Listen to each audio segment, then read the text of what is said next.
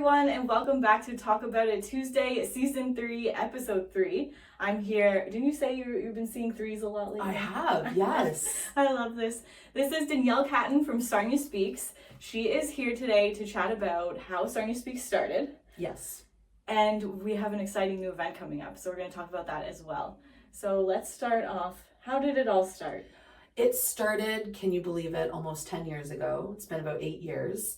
Wow. And I had just started a new job, and it was in a healthcare setting. And I was, I'm an anxious person, and I have a lot of anxiety around doctors and that kind of stuff. So being in a hospital every day was a little bit of a shock to my system. Yeah. And I was not doing well as I navigated my first couple months of work. And I happened to see a friend, Tara Burke, and long story short, we kind of bonded over health anxiety. And it was the first time that I had ever felt understood by somebody, because normally when I would try to express anxiety about being in a hospital or something like that, it would just be like, oh, you'll be fine. Don't worry about it. You'll be good. And it's like, but no. So just to have somebody validate what I was feeling was such an incredible feeling. And it wasn't until weeks later that I was sitting there and I was like, you know what?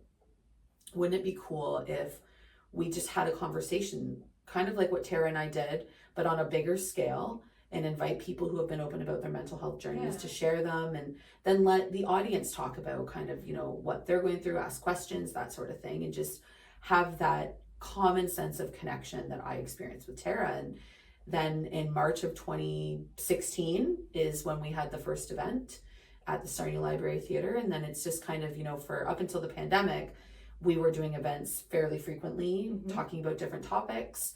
And that's kind of how things came to fruition and how they started. That's amazing. And I know obviously the pandemic kind of stopped you for a little bit. It did. Yeah. As soon as the pandemic came, I think, I look back on that and I think, oh, we had so many opportunities of things we could have done. But I think when we were going through the pandemic, I'm sure I'm not speaking for myself, that I can speak for a lot of people, that we were going through it.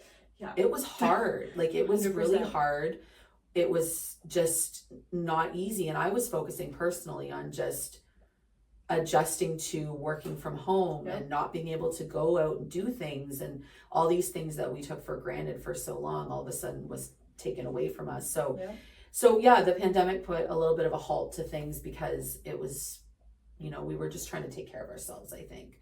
And it's just been the last, couple months that, I've had personal capacity, and I've been in a really good mental health space to be able to bring it back. And so this is, the event that we're going to talk about is the first event kind of, back, I guess you could say. So what is the event?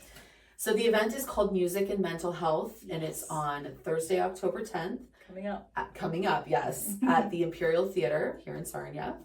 And essentially what it is it's taking the format of a Sarnia Speaks, where folks share their journeys, but we're taking it one step further. So performers are going to come on and share a little bit about their own journeys and how music helped them through those journeys. And then they're going to perform a song that has significance within that journey.